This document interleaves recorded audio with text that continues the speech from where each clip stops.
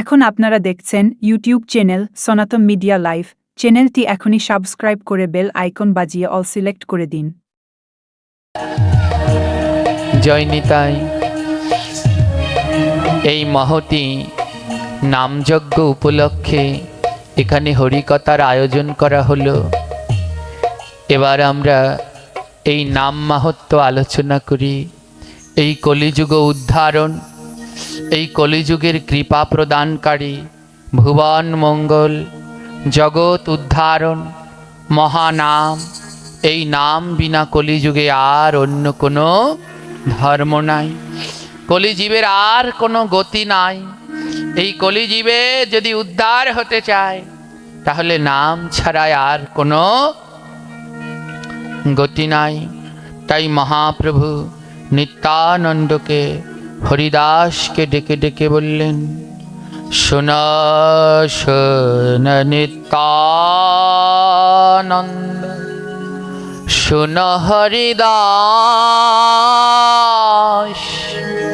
সর্বত্র আমার আজ্ঞা করহ প্রকাশ। প্রতি ঘরে ঘরে গিয়া করো এই ভিক্ষা, আর বলো কৃষ্ণ ভজ কৃষ্ণ, কর কৃষ্ণ শিক্ষা। চারি যুগে চারি ধর্ম, জীবের কারণ কলিযুগের ধর্ম হয় নাম সংকীর্তন। নাম ছাড়া কলিযুগে নাহি আর গতি, সর্বধর্ম নাম সার, নামে রাখো রুচি আর মতি। চার যুগ, চার জিনিস রয়েছে উদ্ধারের জন্যে। চার যুগে চার বস্তুকে প্রদান করলেন উদ্ধার করবার জন্যে।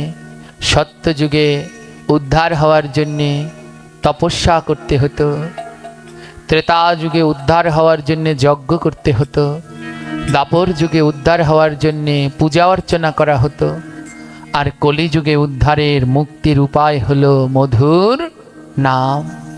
আর এই ভুবন মঙ্গল নাম সঙ্গে করে নিয়ে আসলেন আমাদের কৃপা বাড়ি এই অধম জীবদের, অধগতিত জীবদের কৃপা করবার জন্যে চৈতন্য মহাপ্রভু জগৎজীবের অপার করুণা কৃপার জন্যে সঙ্গে নিজে শুধু আসলেন না, সঙ্গে করে নামকেও নিয়ে আসলেন। তো সেই নাম মা, দুদিন নাম শুনলাম এমনটি নয়, নামকে হৃদয়ের মাঝে ধারণ করুন, নামে রুচি রাখুন। কলিযুগের ধর্ম কি? জীবে দয়া নামে রুচি, বৈষ্ণব সেবন,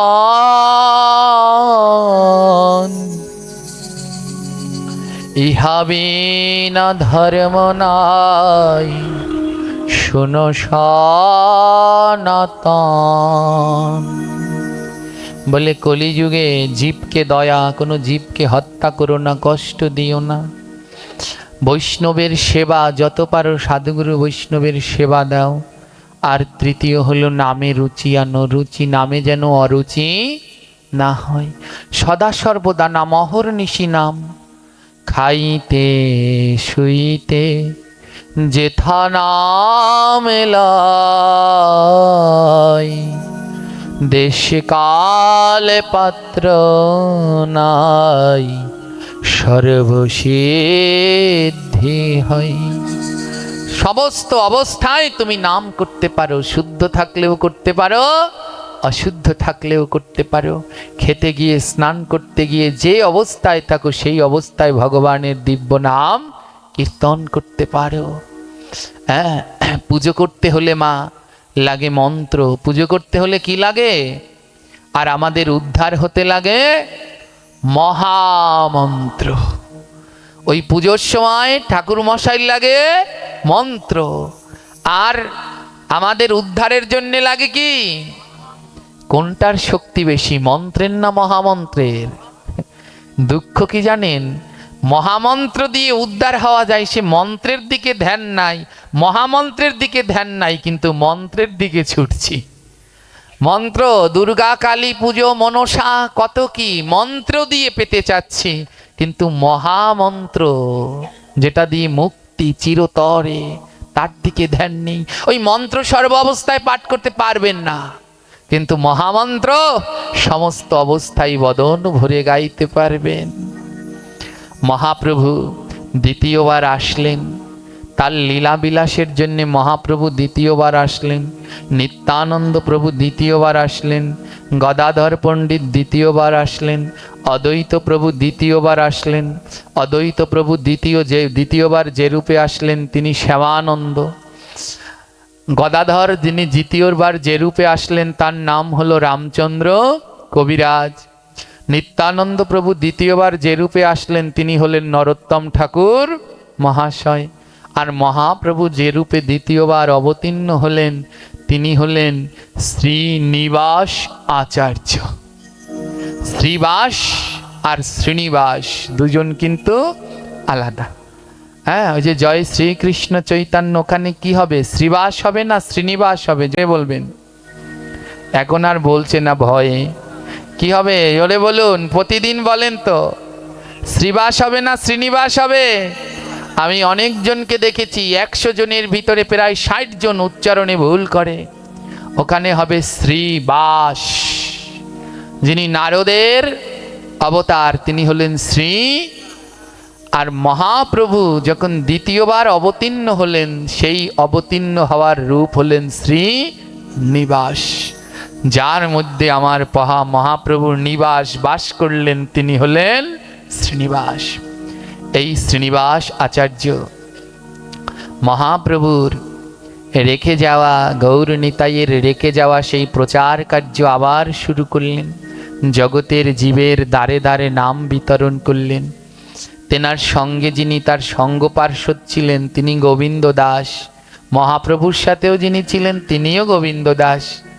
আর শ্রীনিবাস আচার্যের সাথে যিনি ছিলেন তিনিও গোবিন্দ দাস। গোবিন্দ দাসকে নিয়ে শ্রীনিবাস আচার্য জগৎ জীবের দ্বারে দ্বারে নাম করে। মা, নামকে এখন বন্ধ করে চার খাম্বার মধ্যে বন্দি করা হয়েছে। নাম 4 খাম্বার মধ্যে বন্দি নয়। নাম, এই যে নামযজ্ঞ, এ নামযজ্ঞে আমি বিরোধী নই, কিন্তু জানি না এই নামযজ্ঞে কতটা পরিবর্তন হয়, জানি না। হ্যাঁ, কতটা পরিবর্তন হয়, কারণ কি জানেন, এই হরিকথা নাম তখনই কাজ হয় যখন কোনো পবিত্র বিশুদ্ধ সদাচারী মুখে শ্রবণ করা হয়।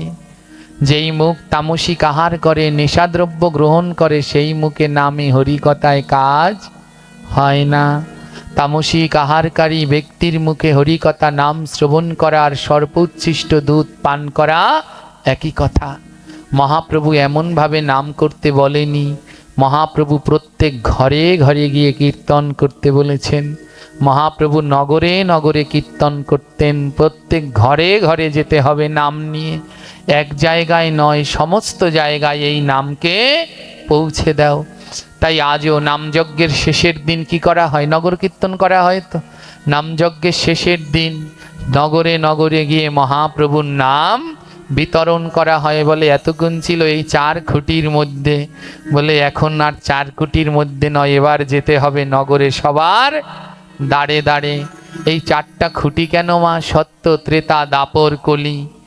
এই নাম এই 4 যুগের মধ্যে ছিল, কিন্তু মহাপ্রভু এনে নগরে নগরে বিলিয়ে দিল। তাই নামযজ্ঞের 4টা খুঁটি, এর মধ্যে বসে এই নাম হচ্ছে। যখন মহাপ্রভু ওই দধির পাশরটা ভেঙে দিলেন, বলে এবার আর এখানে নয়, এবার এই 4 যুগ ছেড়ে বেরিয়ে ঘরে ঘরে যাও, প্রত্যেক দাঁড়ে দাঁড়ে গিয়ে নাম প্রচার করো। আজ শ্রীনিবাস আচার্য গোবিন্দ দাসকে ডেকে বলে, চল গোবিন্দ, আজ আর এখানে বদ্ধ হয়ে নয়, জীবের দ্বারে দ্বারে গিয়ে নাম করব।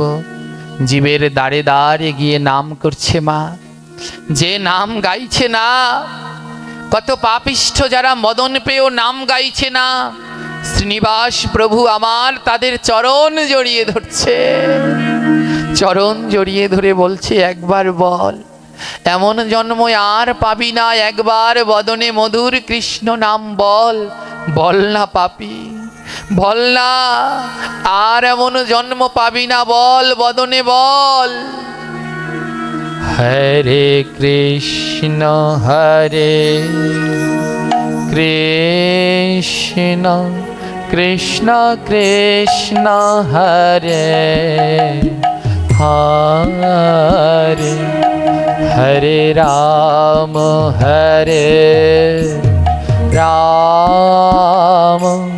রাম রাম হরে হরে।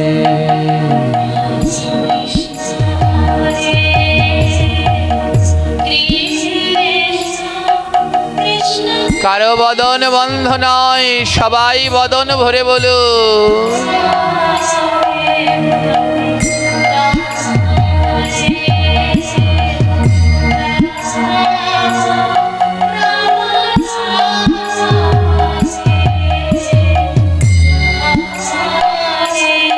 হরে কৃষ্ণ কৃষ্ণ কৃষ্ণ কৃষ্ণ হরে হরে, হরে রাম রাম রাম রাম হরে হরে।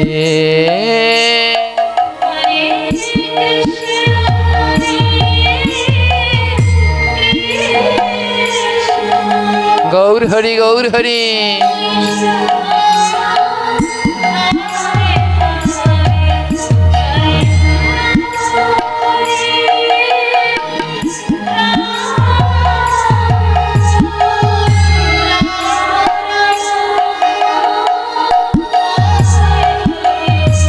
হরে কৃষ্ণ কৃষ্ণ কৃষ্ণ কৃষ্ণ হরে হরে, হরে রাম রাম রাম রাম হরে হরে হরে।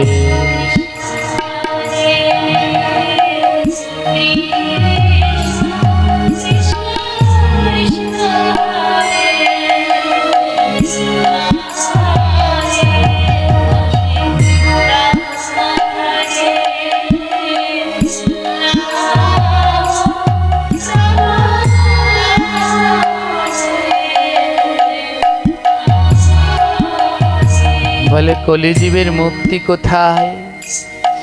এক পাশে দাঁড়িয়ে বৈষ্ণব কবি বলছেন, এই কলিযুগে মুক্তির উপায় হলো নাম। নাম ছাড়া কলিযুগে মুক্তির কোনো উপায় নাই। হে জীব, নাম করো, বদন ভরে নাম করো, এই নামেই তোমার মুক্তি হবে। জীব বলছে, কত নাম করলাম, কতবারই তোর নাম করলাম, কই আমার তো মুক্তি হচ্ছে না। এ মায়াময় কারাগার সংসারে আমি তো বারবার জড়িয়ে পড়ছি, আমার তো মুক্তি হচ্ছে না।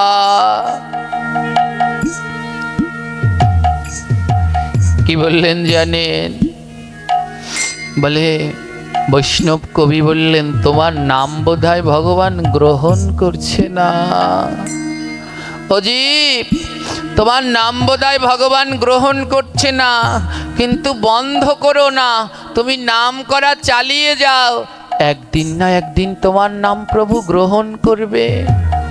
জীব বলছে, আমি কি করে বুঝবো আমার নাম প্রভু গ্রহণ করলো কি করলো না, কি করে বুঝবো? বৈষ্ণব বললেন, কি করে বুঝবে জানো?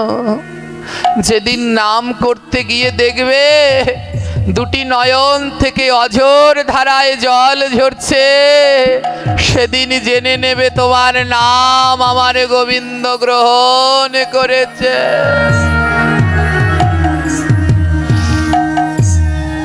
হরে কৃষ্ণ হরে কৃষ্ণ কৃষ্ণ কৃষ্ণ হরে হরে হরে রাম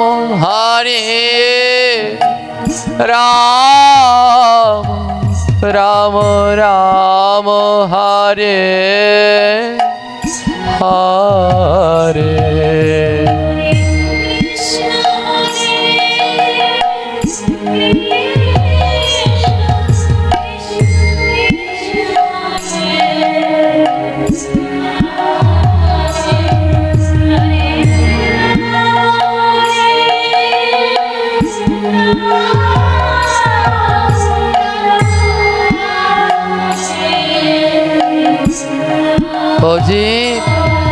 যেদিন দেখবে নাম গাইছো, বদনে নাম গাইছো আর দুনয়ন থেকে অশ্রু দ্বারা বর্ষিত হচ্ছে, অজীব সেদিন জেনে নেবে তোমার নাম আমার গোবিন্দ গ্রহণ করেছে। আপনি প্রতিদিন গোবিন্দের ভোগ লাগাচ্ছেন, কি করে বুঝবেন আপনার ভোগ গোবিন্দ গ্রহণ করলো? যেদিন ভোগ লাগানোর পরে ওই দরজা বন্ধ করে বাইরে এসে মন্ত্র স্মরণ করবেন, আর দেখবেন ওই মন্ত্র স্মরণের সময় দুটি নয়ন থেকে অশ্রুবাড়ি বিগলিত হচ্ছে, সেদিন জেনে নেবেন আপনার ভোগ গোবিন্দ গ্রহণ করেছে। আপনি সাধু সঙ্গে আসলেন, কি করে বুঝবেন আপনার এ সঙ্গ গোবিন্দ গ্রহণ করলো?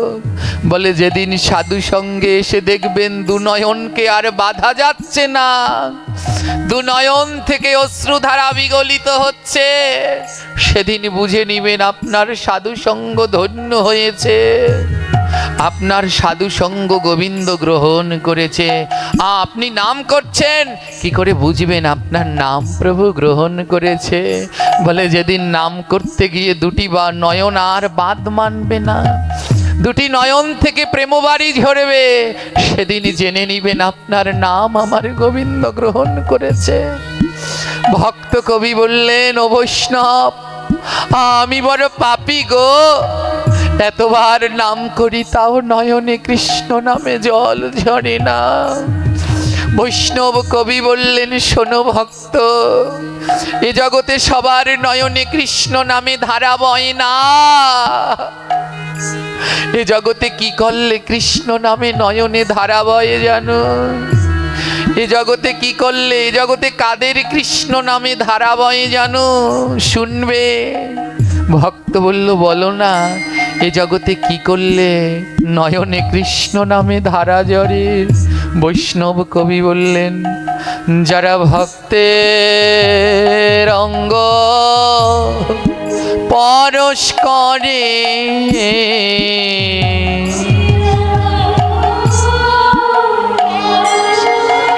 যারা ভক্তের অঙ্গ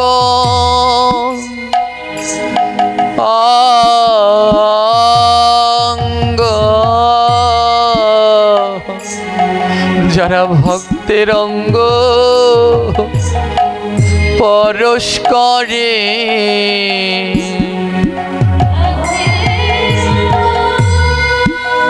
হরি বল হরি বল।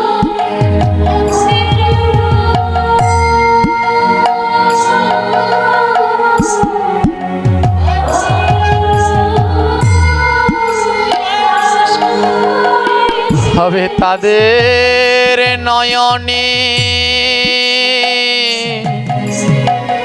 জল ঝরে, যারা ভক্তের অঙ্গ পরশ করে।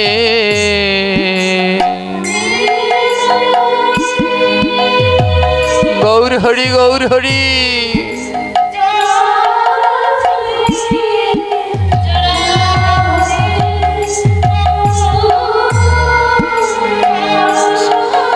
ওরে সবার নয়নে ঝরে না রে,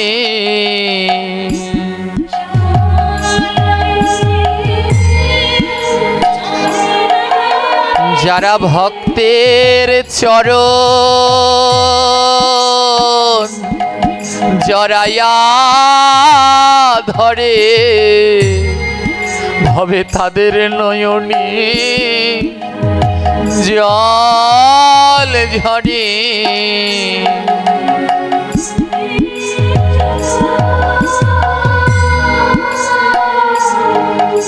যারা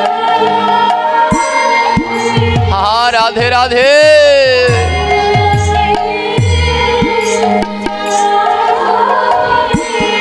তাদের ঝরে, তাদের ঝরে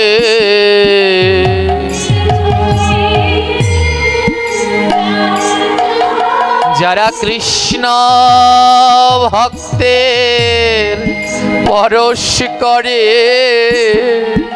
তাদের নয়নে জল ঝরে।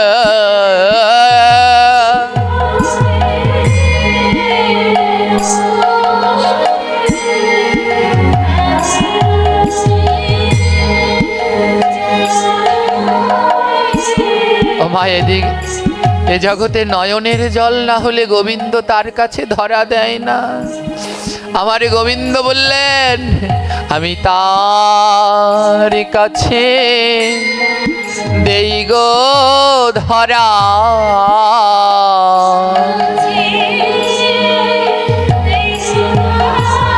যারে কৃষ্ণ নামে ঝরে নয়ন ধারা, তার কাছে দেই গো ধরা।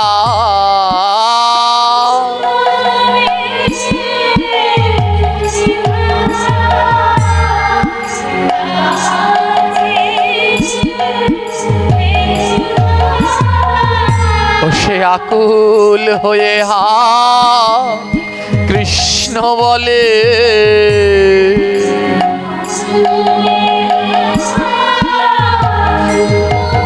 যে গড়াগড়ি দেয় ভক্তের চরণ তলে, মুখে আকুল হয়ে কৃষ্ণ বলে।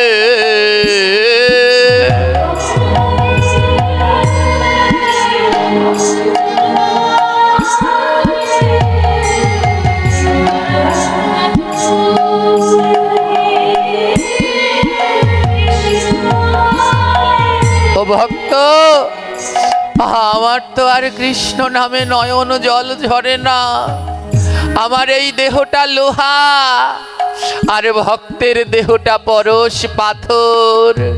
যদি একবার পরশ পাথরের সাথে এই লোহার দেহ ছোঁয়া লাগে, তাহলে এই দেহ লোহা সোনা হবে। আর যেদিন এই দেহ লোহা সোনা হবে, সেদিন এই দেহ লোহা দিয়ে নূপুর তৈরি হবে। আর যেই নূপুর আমার গোবিন্দের চরণে দেয়া হবে, আমি রাধা রাধা বলবো সেদিন।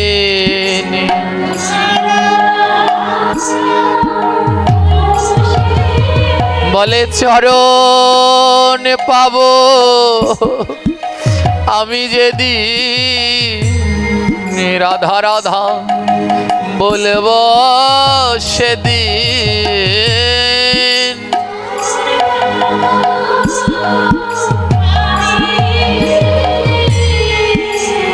রাধা রাধা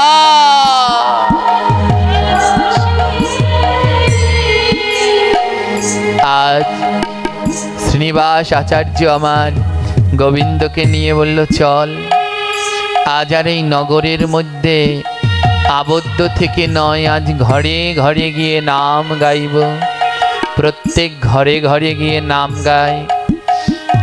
হঠাৎ একদিন লক্ষ্য হলো শ্রীনিবাস আচার্যের, একটি বাজারে একটি বটতলায় একটি কসাই মাংস বিক্রি করছে। এক কসাই বট গাছের তলায় বসে মাংস বিক্রি করছে। যখন ওই শ্রীনিবাস আচার্য ভক্তদের নিয়ে নাম গাইতে গাইতে যায়, সবাই মা নাম করে, কিন্তু ওই কসাইটা আর নাম করে না। শ্রীনিবাস আচার্য লক্ষ্য করলেন ওই কসাইটা একাদশীর দিনও মাংস বিক্রি করে, একাদশীর দিনও মাংস বিক্রি করছে। শ্রীনিবাস আচার্য মনে মনে সংকল্প নিলেন, মহাপ্রভুর এই নাম যেন কোনো জায়গায় বাদ না যায়। তাই আজ পবিত্র একাদশীর দিনে গোবিন্দ দাসকে ডেকে বললেন, গোবিন্দ চল, প্রতিদিন তো নগরে নগরে যাই, আজ নগরে নগরে নয়, আজ বাজারে গিয়ে নাম গাইব, আজ বাজারে গিয়ে নাম গাইব। বলে বাজারে, বাজারে গিয়ে নাম গাইব? বলে আজ দোকানে গিয়ে নাম গাইব। নাম কেউ জন্মানে পরে মা কানে মধু দিতে হয়, মুখে মধু দিতে হয়, কেউ জন্মালে মুখে মধু দিতে হয়, কিন্তু শাস্ত্র বলল মধু বদনে নয়, মধু দিতে হয় দোকানে, দোকানে। তাই বলল আজ নাম গাইব দোকানে। দোকান বাজারে যেটা হয় ওটাও দোকান, আর আমাদের সঙ্গেও আছে দোকান। আজ দোকানে নাম বিলাবো, চল চল। হরে কৃষ্ণ কৃষ্ণ কৃষ্ণ হরে হরে, হরে রাম রাম রাম রাম হরে হরে।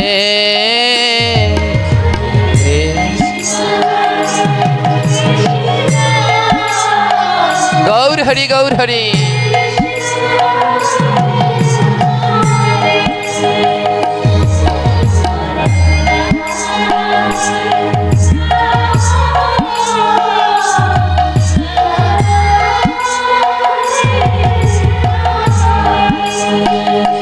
যেইখানে কসাই মাংস বিক্রি করছে, বাজারের সেই বট গাছের এক পাশে কসাই মাংস বিক্রি করছে, আরেক পাশে শ্রীনিবাস আচার্য খোল আর ঝুড়ি নিয়ে ওই কীর্তন করতে বসেছে। আমার মাংস বিক্রি হয় ওই সকালবেলার দিকে, তো সকালবেলার দিকে আজ ওই মাংসের দোকানে সকালবেলায় মাংস কিনতে সব লাইন দিয়ে আসছে। ও কসাইটা আবার কি করে জানেন? কসাইটা আবার একটা একটা করে ওই ছাগলগুলোকে সবার সামনে বসে কেটে তারপরে বিক্রি করছে। আজ জগৎজীবকে একটি ছোট্ট গল্প শুনুন, ছোট্ট একটি গল্প। এমনি করে এক কসাই মাংস বিক্রি করছে, তো সব ছাগলগুলোকে লাইন দিয়ে দাঁড় করাচ্ছে। এবার একটা একটা করে ক্রেতা আসছে, আর ওই যে ক্রেতা যে ছাগলটা পছন্দ ওটাকে বলছে, আর ওটা মাংস কেটে কসাই দিচ্ছে।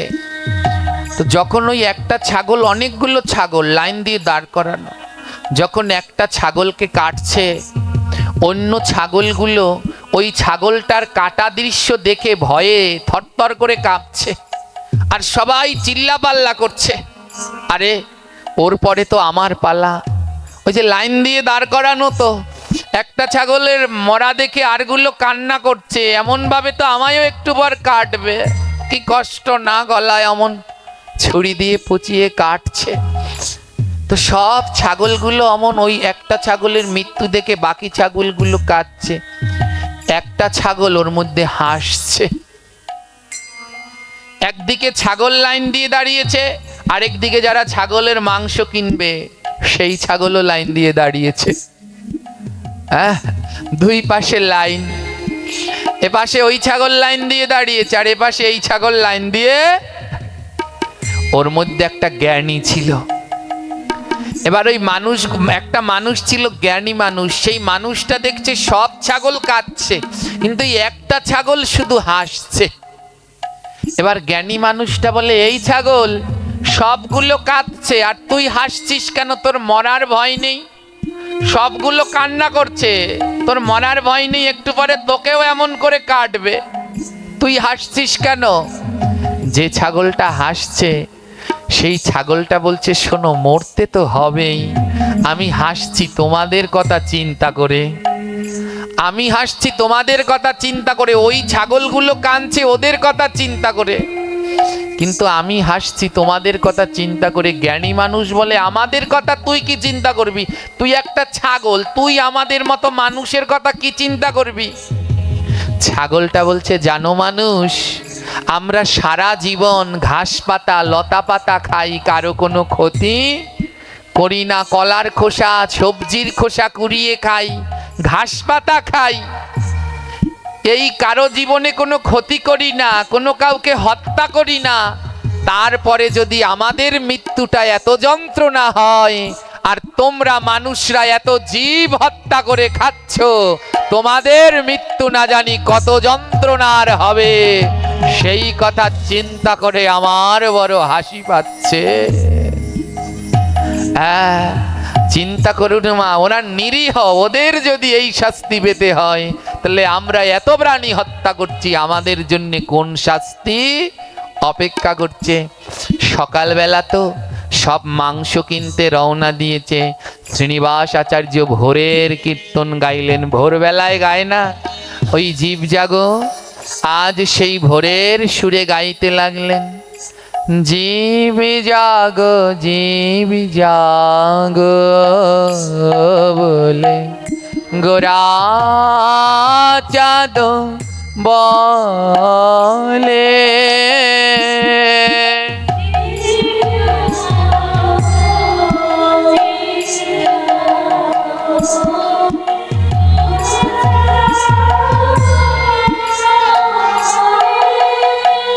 জীব জাগো জীব জাগো গোরা চাঁদ বলে,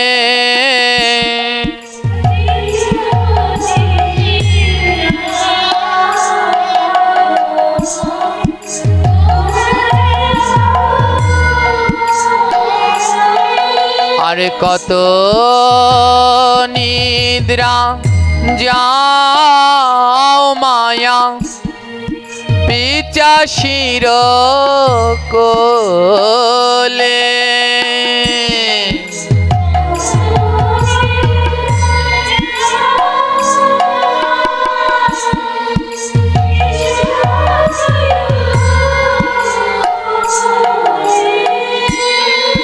জীব জাগো জীব জাগো গোরা চাঁদ বলে, জীব জাগো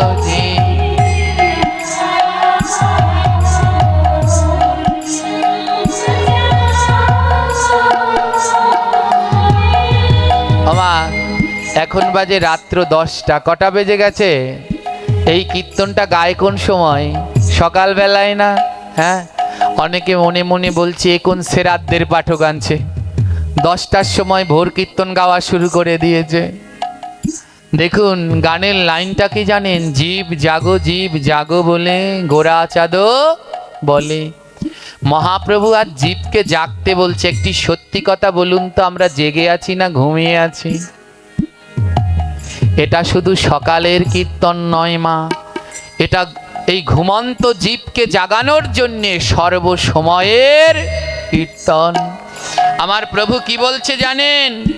ভজিব বলিয়া এসে সংসার ভিতরে ভজ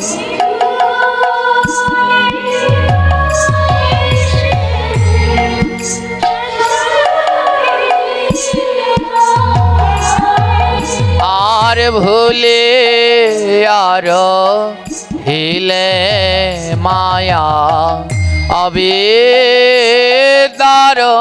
ভরে বলে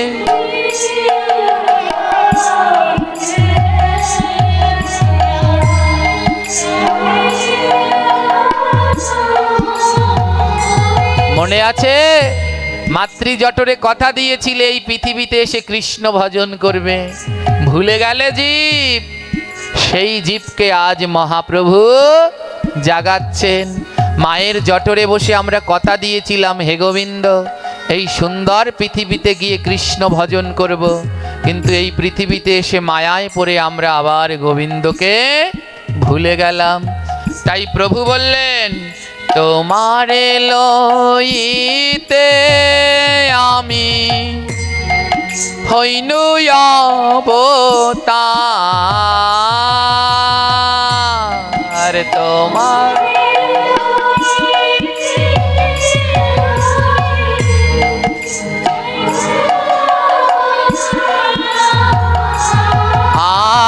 আর আমি বিনা বন্ধু আর কে আছে তোমার।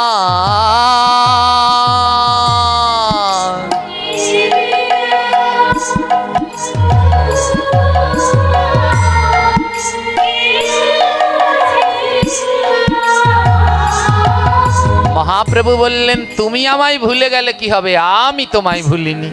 তাই তোমারে লইতে আমি হইনু অবতার, আমি বিনা বন্ধু আর কে আছে তোমার।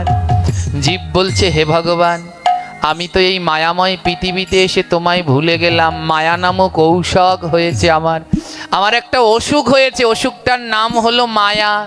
এই মায়া অসুখ থেকে মুক্তি পাওয়ার জন্যে তুমি কি আমার জন্যে কিছু এনেছো? প্রভু কি বলছে জানেন? এনেছি ঔষধি মায়া নাশিবার লাগি।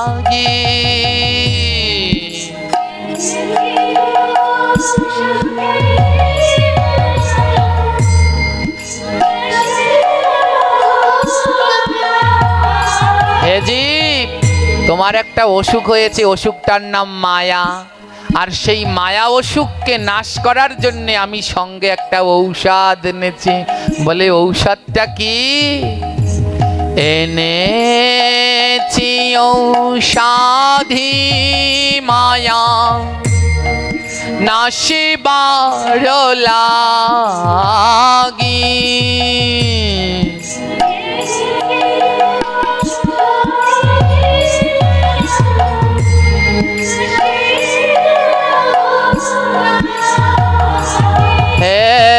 হরে কৃষ্ণ মহামন্ত্র লাও তুমি মাঘি।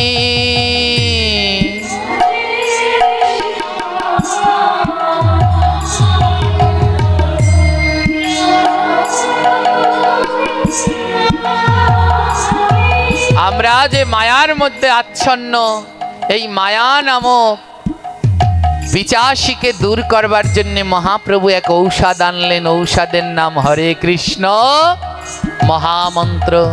হে জীব, যদি এই মায়া থেকে মুক্তি পেতে চাও তাহলে এই ঔষধ গ্রহণ করো। বলো হরে কৃষ্ণ কৃষ্ণ কৃষ্ণ হরে হরে হরে রাম রাম রাম হরে হরে হরে। সবাই তালে তালে করে তালি দিয়ে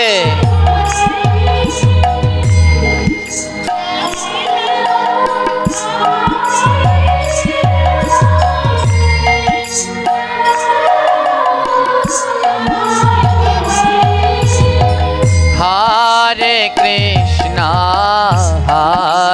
কৃষ্ণ কৃষ্ণ কৃষ্ণ হরে হরে হরে রাম রাম রাম হরে হরে হরে রাধে রাধে। কারো বদন বন্ধ নয়।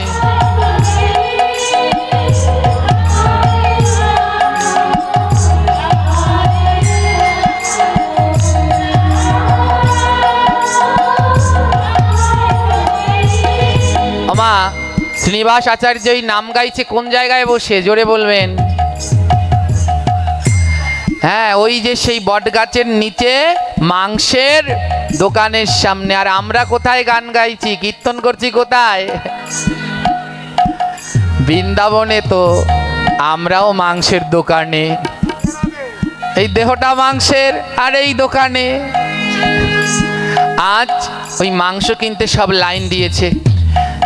এমন জায়গায় শ্রীনিবাস আচার্য বসেছে, ওই মাংসের দোকানে যেতে হলে আগে তার আসরের সামনে দিয়ে যেতে হবে।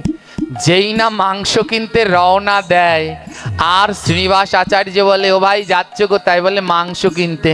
মাংস কিনবে, তাই একটু নাম করে যাও, আজ একাদশীর দিন একটু নাম করে যাও। এবার ওই খোল করতাল নিয়ে যে মাংস কিনতে যায় তাকে ঘিরে ধরে একেবারে। এবার ঘিরে ধরে বলে, বলো হরে কৃষ্ণ হরে কৃষ্ণ কৃষ্ণ কৃষ্ণ হরে হরে হরে রাম।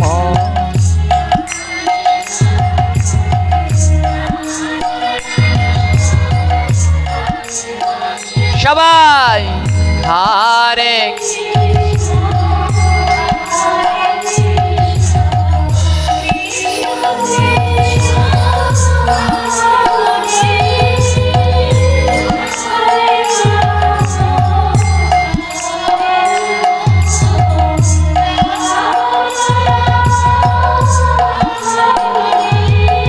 একটা কথা বলুন, এ নাম গাওয়া কি পাপ? জোরে বলুন, পাপ কি? এ নাম করা পাপ? তাহলে কেন করছেন না? যারা দাঁড়িয়ে আছেন, অনেক ভাইয়েরা সব দাঁড়িয়ে আছেন, কিন্তু মুখে নাম নেই। এ নাম করা পাপ। শ্রীনিবাস আচার্য আজ যে নাম না করে খোল করতাল নিয়ে ঘিরে ধরে। এবার আপনাদের মধ্যে যে না করবে, আমরাও যাব তার কাছে, গিয়ে চারপাশ দিয়ে ঘিরে ধরবো। এখন শক্তি আছে, গোপালগঞ্জ থেকে এসে পড়েছে না, এবার শক্তি আছে, গায়ে লড়ানি দিলে গাড়ি আছে, চলে যাব। তো যদি যে না করবে সব গিয়ে কিন্তু ঘিরে ধরবো। শ্রীনিবাস আচার্য গিয়ে ঘিরে ধরছে। বলো হরে কৃষ্ণ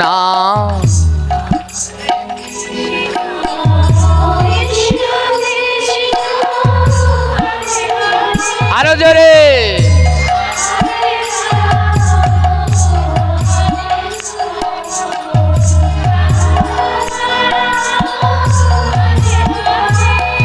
কি আচার্য জানেন, এবার ঘিরে ধরেছে, কিন্তু তারপরেও কতকে নাম করছে না। শ্রীনিবাস আচার্য বলে, আরেকটা টেকনিক আছে যেটা নিতাই চাঁদ শিখিয়েছে।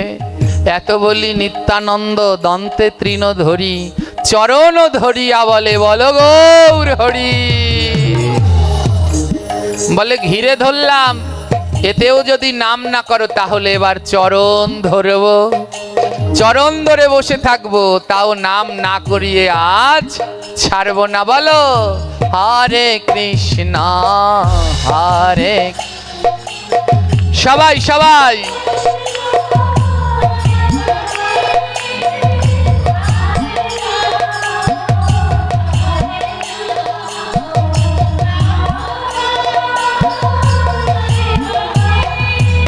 আমা যারা আমার পাঠ দেখেন ইউটিউবে, মোবাইলে, দেখবেন এমন বারবার বলার পরেও যদি নাম না করে, তাহলে আমি হেঁটে রওনা দেই, কিন্তু ওটুকটো আর দেখায় না, হেঁটে রাগ হয়ে যাই না। যদি দেখি এত বলার পরেও কেউ নাম না করে, যার মুখ বন্ধ দেখি, আমি তার কাছে চলে যাই আর গিয়ে তার পা ধরে বসে থাকি। যতক্ষণ পর্যন্ত নাম না করে, তার পা আমার ছাড়াছাড়ি, কারণ এটা আমার নিতাই চাঁদ শিখিয়ে দিয়েছে। আজ এই আসরে যদি একজনের মুখও বন্ধ দেখি এখান থেকে রওনা দেব, আর গিয়ে চরণ দুটো জড়িয়ে ধরে বসে ধরবো। যতই লাথি মারো যা মারো, চরণ ছাড়বো না, কারণ আমরা নিতাইয়ের সৈনিক, গৌরের সৈনিক। তাই কারো বদন যেন বন্ধ থাকে না, সবাই। আর হাতগুলো সব পকেটে নয়, এমন করে নয়, সবাই হাতগুলো বের করো আর তালে তালে তালি দাও। হাতের সমস্ত খারাপ রেখাগুলো কেটে যাবে, হাতে কোনো খারাপ রেখা থাকবে না। সবাই হরে কৃষ্ণ হরে, আরো জোরে। যার না দেখবো, এই পকেটে হাত কেন বের করো? হ্যাঁ,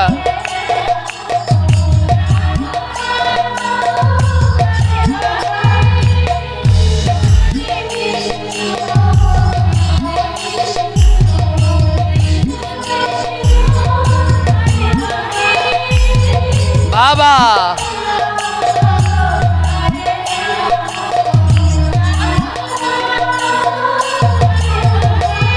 দাঁড়ান, করতালি দিতে চাচ্ছে না, অ্যান্টিবায়োটিক লাগবে।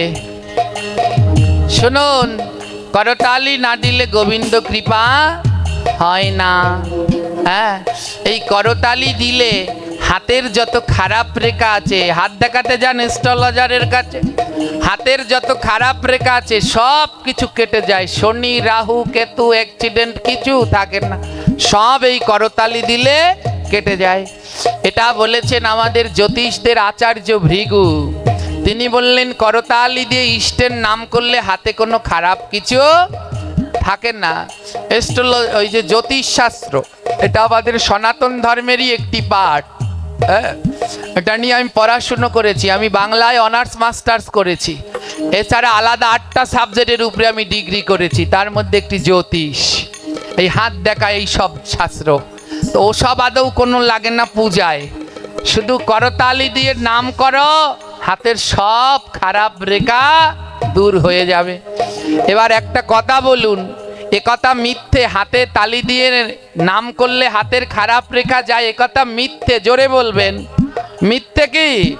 হাতে তালি দিয়ে কীর্তন করলে হাতের সব খারাপ রেখা দূর হয়। এবার একটা কথা বলুন, যারা পাপ করে তারা নরকে যায়, পুণ্য করলে স্বর্গে যায়। এবার হাতের খারাপ রেখাগুলো কোথায় যাবে, নরকে না স্বর্গে? নরকে। গ্রহণ তো বললেন কি জানেন? বলে হাতে তালি দিয়ে কীর্তন করলে হাতের খারাপ রেখা যায়, কিন্তু নরকেও যায় না, স্বর্গেও যায় না। একই আসরে যারা হাতে তালি দেয় তাদের হাতের খারাপ রেখা যায়, আর যারা না দেয় ওদের হাতে গিয়ে সেই খারাপ রেখাগুলো উদয় হয়। তাই যারা কীর্তনের সময় হাতে তালি না দেবেন, আমাদের রাহু কেতু শনি যা আছে সব তোমাদের হাতে। তাই সবাই করতালে হরে কৃষ্ণ।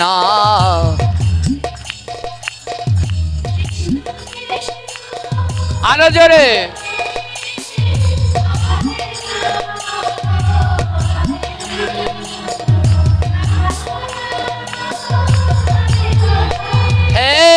হরে কৃষ্ণ হরে কৃষ্ণ কৃষ্ণ কৃষ্ণ হরে হরে, হরে রাম হরে রাম রাম রাম হরে হরে।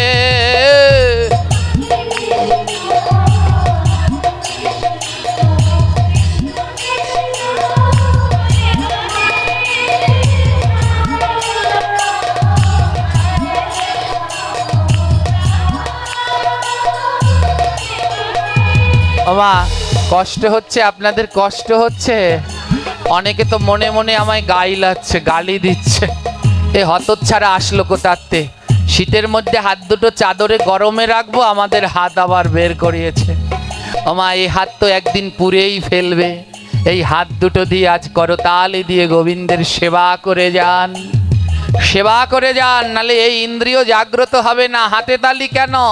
আমাদের দেহে 10টা ইন্দ্রিয়, 5 জ্ঞানেন্দ্রিয়, 5 কর্মেন্দ্রিয়, ডান হাতে 5 আঙুল জ্ঞানেন্দ্রিয়, বাঁ হাতে 5 আঙুল কর্মেন্দ্রিয়, জ্ঞানেন্দ্রিয় কর্মেন্দ্রিয় দুটো যোগ করো, নাম করো, গোবিন্দের চরণে সমর্পণ করো। 10 ইন্দ্রিয় দিয়ে গোবিন্দের চরণে সর্বস্ব অর্পণ করে দাও। আজ এই মধুমঙ্গল নাম, বলুন ভুবন মঙ্গল নাম সংকীর্তনকে আরো জোরে জয় বলবেন, যেন টিনের চালগুলো কাঁপে, নাইলে কিসের জয়? বলুন নাম সংকীর্তনের পিতা শ্রী গৌর সুন্দরকে। এবার বলবেন আরো জোরে, কারণ এখন যার নাম সে আরো বড়, গৌরের থেকে বড়। বলুন নিতাই দয়ালকে। এবার বলবেন আরো জোরে, নিতাই থেকেও বড়। বলুন পরম দয়াল শ্রী গুরুদেব কি, রাধা রানী কে, শ্যাম সুন্দর কি। খারাপ লাগছে কি? খারাপ লাগছে? তাহলে বললেন যে খারাপ লাগছে কি, বললেন তো জয়। আমার বেশি খারাপ লাগছে? মায়েরা সত্যি করে বলবেন, স্টার জলসা জি বাংলার দিব্যি, খারাপ লাগছে? যদি খারাপ লাগে তাহলে জোরে একটা উলুধ্বনি দেন।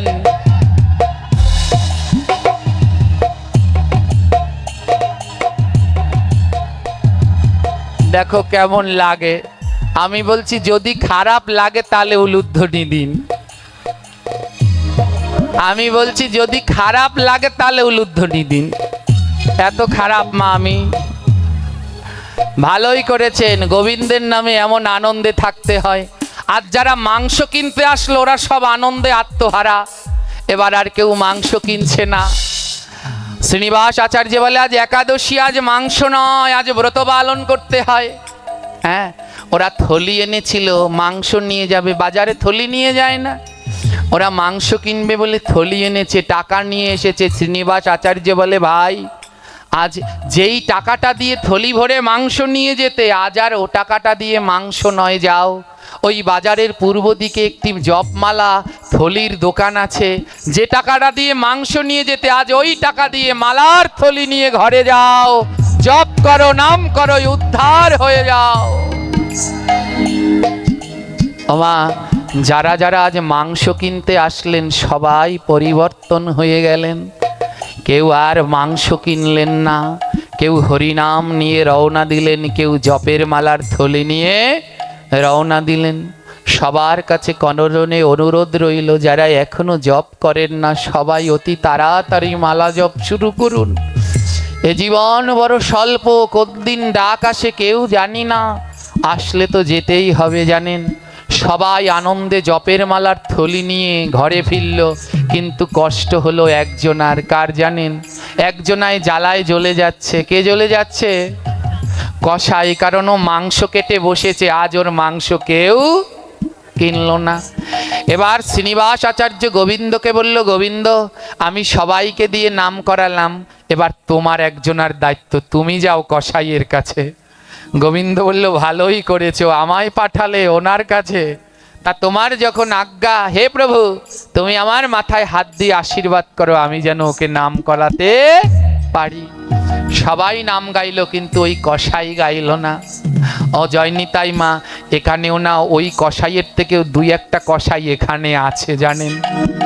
হ্যাঁ, এ জায়গাটা এমন একটা জায়গা, এর পিছনে বসলে কিছু দেখা যায় না, কিন্তু আপনারা কে কি করছেন সব দেখছি। এখানেও এমন দুই একটা আছে, এত বলার পরেও দুই একজনে বদন খুলল। এবার শ্রীনিবাস আচার্য বললেন, যাও গোবিন্দ এবার তোমার পালা, যাও ওই কসাইকে গিয়ে নাম করাও। এবার শ্রীনিবাস আচার্য ফিরে গেলেন। এবার গোবিন্দ দাস আমার ওই কসাইয়ের দোকানের সামনে গিয়ে বললেন, বলো হরে কৃষ্ণ। আমার যারা ভক্ত তারা দোকানের সামনে গিয়ে অন্য কিছু বলে কি? জোরে বলেন, বলে? তারা ওই হরে কৃষ্ণ রাধে রাধে এটা বলে তো।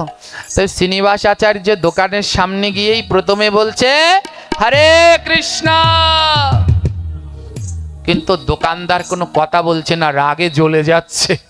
হ্যাঁ, জ্বলে যাচ্ছে। এবার গোবিন্দ দাস বলছে, ও দোকানদার, কেউ যদি এসে বলে হরে কৃষ্ণ, তাকেও বলতে হয় আবার হরে কৃষ্ণ। ও দোকানদার, একবার বলো হরে কৃষ্ণ, তোমার কাছে আমি কিছু চাই না, শুধু একবার বলো হরে কৃষ্ণ, আমি চলে যাব। এবার ওই গোবিন্দ দাস বলছে বলো হরে কৃষ্ণ, দোকানদার বলছে বলবো না। হ্যাঁ, আবার বলছে বলো হরে কৃষ্ণ, দোকানদার বলছে বলবো না। আর গোবিন্দ দাস আবার বলছে বলো হরে কৃষ্ণ, দোকানদার বলছে আমি বললাম না হরে কৃষ্ণ বলবো না। গোবিন্দ দাস বলে বলেই ফেলেছ, আহা বলেই ফেলেছ, ওই হরে কৃষ্ণ মহামন্ত্র বলেই ফেলেছ।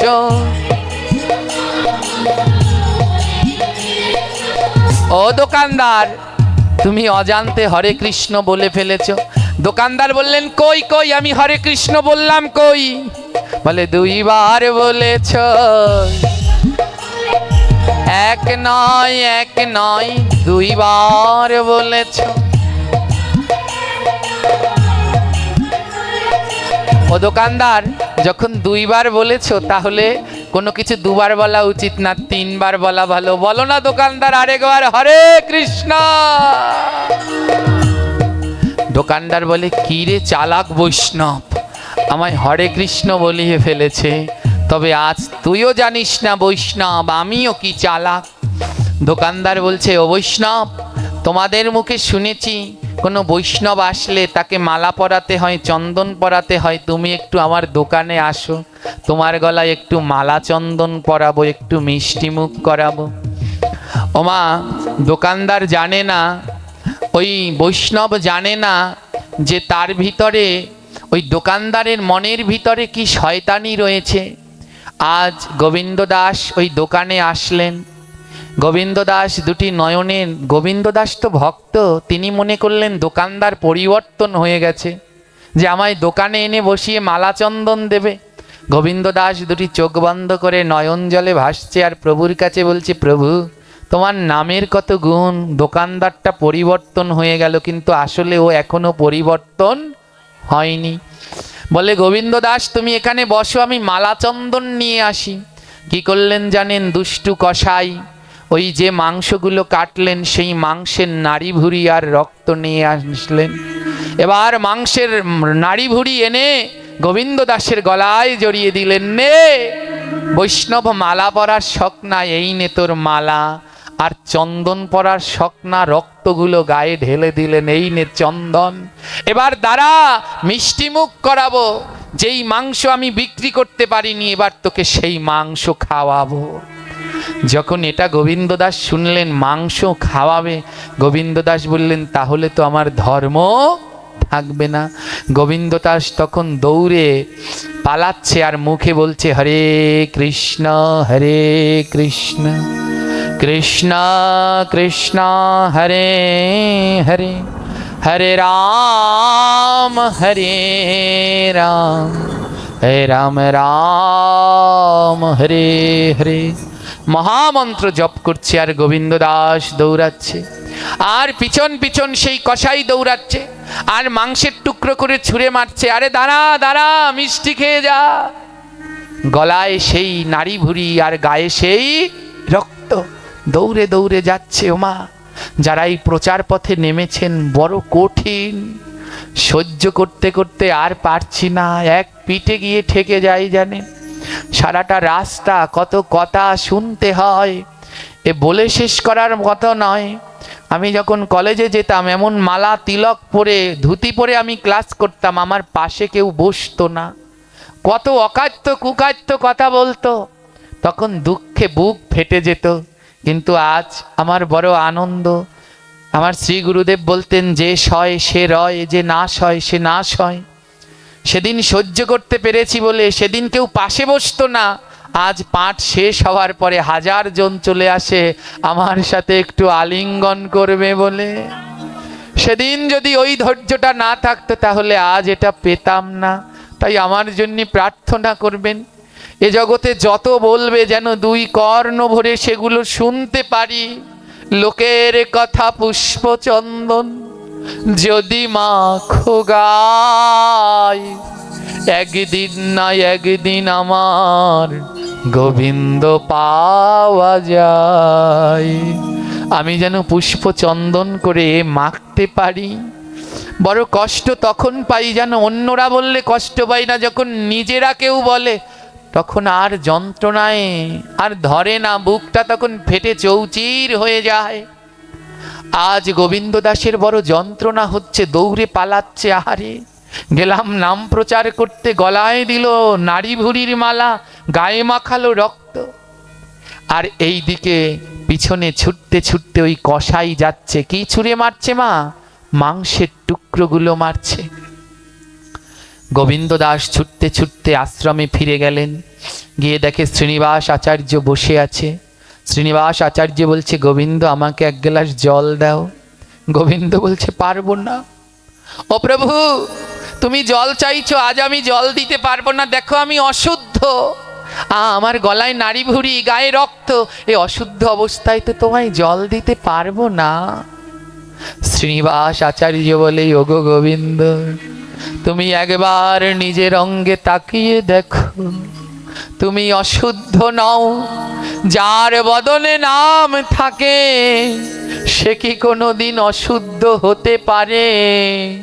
যারে গলায় তুলসীর মালা, দাদা সঙ্গে তিলক, আর বদনে যার নাম, সে কি অশুদ্ধ হতে পারে?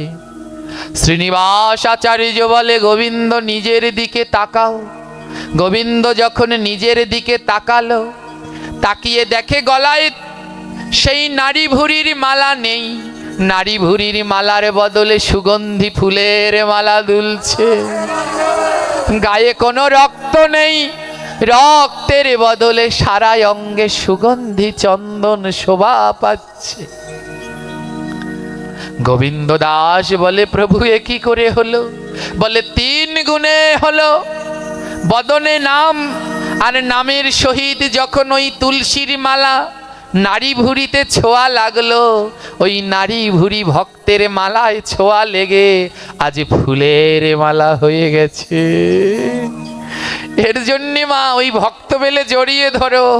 বলে, একবার যদি ছোঁয়া লেগে যায় না, এই নারী ভুরির দেহটা গোবিন্দ সেবার পুষ্পমালা হয়ে যাবে। আর তোমার গায়ে যে রক্ত দিয়েছিল দাদা সঙ্গে তিলকের পরশে, সেই রক্তগুলো চন্দন হয়ে গেছে। তুলসী মালা তিলকের গুণ, নামের গুণ জেনে যাও। আজ নারী বুড়ি হয়ে গেল ফুলের মালা, রক্ত হয়ে গেল চন্দন। এই হলো শুদ্ধ ভক্তের অঙ্গের গুণ। এইদিকে দোকানি মাংস ছুঁড়ে ছুঁড়ে মারছে। হঠাৎ দোকানি লক্ষ্য করলো যেইখানে ওই মাংসের টুকরোগুলো পড়েছে সেইখানে শুদ্ধ ভক্ত গোবিন্দ দাসের চরণ চিহ্ন। আর ওই চরণ চিহ্নের উপরে যখনই মাংসের টুকরো পড়ছে, মাংসের টুকরোগুলো এক একটা পদ্ম ফুল হয়ে গেছে। মাংসের টুকরো যেই চরণ চিহ্নে পড়েছে সবগুলো পদ্ম ফুল হয়ে গেছে। আজ সেই পদ্ম ফুলগুলো ডেকে বলছে, ওরে দোকানি, ছিলাম মাংসের টুকরো, ভক্তের চরণে পড়ে পদ্ম হয়ে গেলাম। ভক্তের চরণ ধুলায় পড়ে পদ্ম হয়ে গেলাম। যদি ভক্তের চরণে পড়তাম না জানি কি পেতাম। তাই ও দোকানি, একটু দয়া কর না, যেই ভক্তের চরণ ধুলায় পড়ে পদ্ম হলাম, সেই ভক্তের চরণে যদি পড়তে পারতাম না জানি কি হতো। সেই পদ্মগুলো ডেকে বলছে, আমায় দিয়ায়। যার চরণের ধুলায় মাংসের টুকরো পড়ে পদ্ম হলো, তার চরণে দিয়ায়। মহাজন তত্ত্ব দিল, এই দেহটা আমাদের মাংসের টুকরো। বিভিন্ন মহাত্মাগণ আসলেন প্রচার করতে, তাদের চরণের ধুলা লেগে আমরা গোবিন্দ সেবার পদ্ম হয়ে গেলাম। তাই আজ ওই কসাই বললেন, হায় হায়, এ কি করলাম? এ তো পরম বৈষ্ণব, মাংসের টুকরো পদ্ম হয়ে গেছে। সব পদ্মগুলো কুড়িয়ে নিয়ে আজ ওই শ্রীনিবাস আচার্যের গৃহে গিয়ে ডাকছে, ওগো আমি চরণ তলে দেব পদ্ম।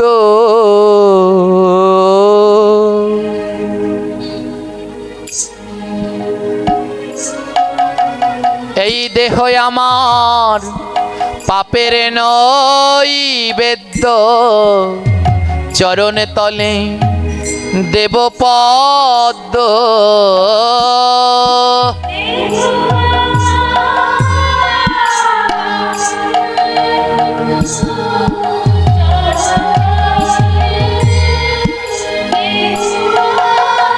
আজ গোবিন্দ দাসের চরণ জড়িয়ে ধরছে, ওগো আমায় ক্ষমা করে দাও।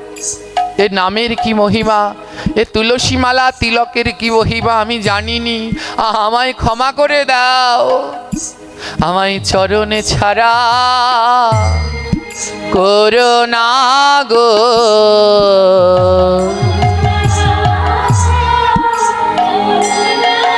বলি শোনো শোনো ভক্তগণ, আমায় চরণ ছাড়া করো না গো।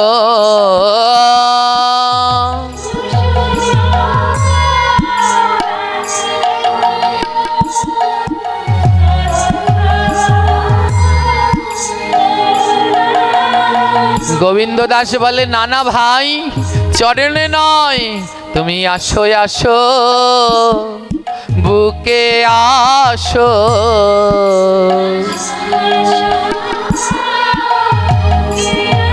তোমরা নাম প্রেমে সবাই ভাসো, আসো আসো, বুকে আসো।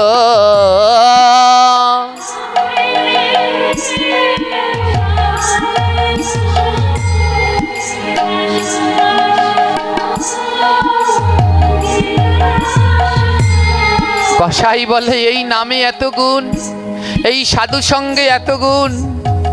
আজ গোবিন্দ দাসকে বলে, আর আমি ঘরে যাব না, আজ থেকে আমি এই সাধু সঙ্গে গেলাম, এই সাধু সঙ্গই আমার সর্বত্র। আজ ভক্ত চরণে প্রণাম করে বলছে, তোমরা এবার আমায় বিদায় দাও গো।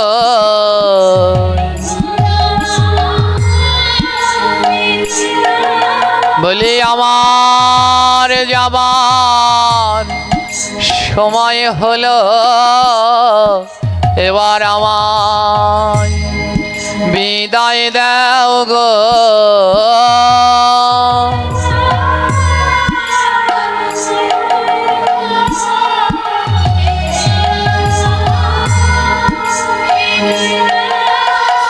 কেউ উঠবেন না, স্ব জায়গায় বসুন। আজ সেই কসাই বললেন, তোমরা সবাই মিলে আমায় বিদায় দিয়ে দাও।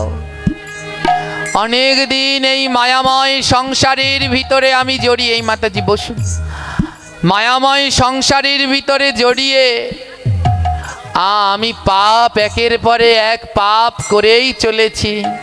এবার এই মায়ার সংসার থেকে বিদায় দাও।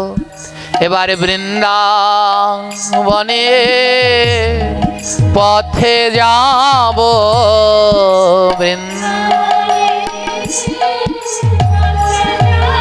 বলি মুখে রাধা রাধা গাবো, বৃন্দাবনে পথে যাব।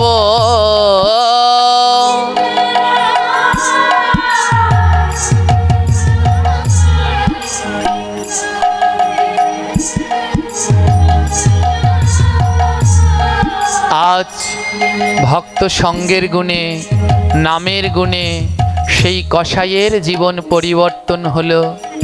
হে কৃষ্ণ ভক্তগণ, আজ এই ক্ষণে আমিও আপনাদের কাছ থেকে বিদায় নিচ্ছি।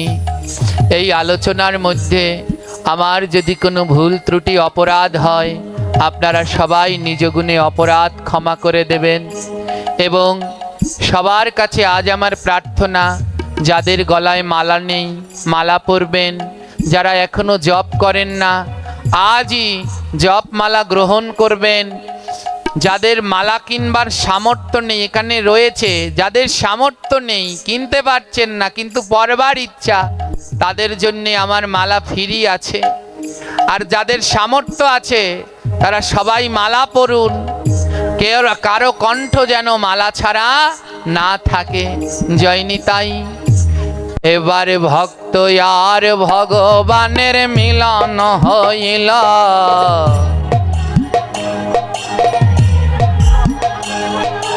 বদন ভরিয়া সবাই হরি হরি বল।